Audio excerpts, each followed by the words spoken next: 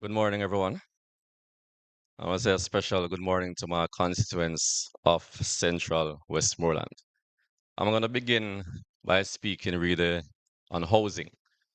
And as Dr. Campbell mentioned, each member of parliament was given an allocation of $10 million. What I want to break down to residents is the minimum we're supposed to give each person is 100,000, and that really means that we can only assist a maximum of 100 people in the constituency. And our constituency is the largest when it comes down to registered voters with over 52,000, which actually means we should have over 80,000 people living in the constituency. So we know it's a huge constituency, and assisting 100 people from the government grant is simply inadequate, as you will recognize. The reason we got so much damage in Hurricane Melissa with regards to our housing stock is the same land tenure issue. So because most people don't own the land, they tend to build temporary structures that can be moved if necessary. So most persons are afraid of building permanent structures because if the owner comes for the land, then they will have to leave. A lot of this land is government land, as was said by Dr. Campbell just now, and the government has to use this opportunity to create an environment where people can actually own that piece of land where they can build permanent structures. We think about 10,000 persons or more were affected by Hurricane Melissa. And when I say affected, I mean total destruction plus damage to roofs, major damage I'm talking about. And as I said, this is because of the type of housing that we have in our constituency. And this is something we have to fix in the short and medium term as we move forward. The immediate needs of the constituency as we speak, we have been getting a lot of assistance with regards to food, water, tarpaulins, and stuff like that. But the need has really shifted to housing material because every community we visit now to hand out food packages, people are asking the same question. When will the housing material grants start? When will people start seeing people getting material to fix their structures?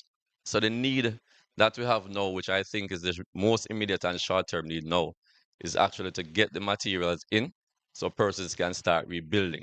Some persons have started on their own, family, friends, assisting communities, helping each other, but a lot of people are still there looking at each other, not knowing which angle to turn, not knowing where to do because they really can't afford to start. And these are the people we have to look for. And I know the assessment is going on now, but there are thousands of residents who are just there wondering where the help will come from. And as I said, the government must step in here because it will take the efforts of the government in a significant way for us to get people back on track to the lives they were living before Hurricane Melissa. They we also have a road crisis, and I must add the bridge crisis to it. There's a particular bridge in the Frome area where the road was cut away, and that has compromised the bridge. It's a main road going from Savlamar to Grangeville, and we have to look into that immediately. Most of the roads were bad before Hurricane Melissa, but they have gotten worse. And it is causing a lot of traffic pileup in some areas because the road is so bad. So we actually need the representatives from the government also to ensure that things are put in place so we can start some immediate works on these particular areas that we have so many issues. We speak also of the shelters that we have now. We still have a few shelters open, and the issue, as was stated by Dr. Campbell, is that leaving the shelters, they really have nowhere to go. So the government needs to put something in place where people know where they are going when they leave the shelters. They might have to set up temporary structures for them in the meantime. But something must be done because people cannot leave the shelters without knowing where they're going. They would not be there if they had somewhere else to go. So this is a serious issue that we're facing as we speak. The distribution that we're seeing so far, and I spoke of it in Parliament a couple of weeks ago when a helicopter went down in Landale and the members of the government in the area were called on to come because they were on spot before everybody else. I spoke of it, the Prime Minister dismissed what I said, but what I said was repeated twice since he spoke. And the most recent occurrence was this week when at an activist, a known JLP activist premises, that was where the distribution was done.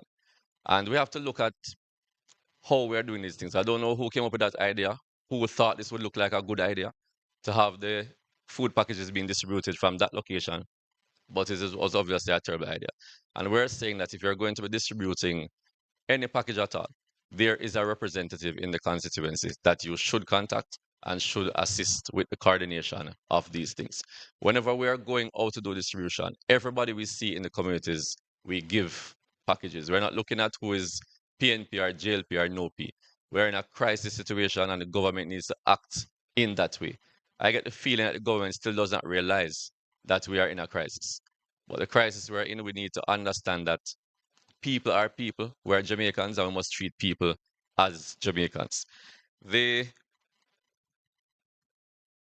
gaps before I close between what is needed and what we have gotten.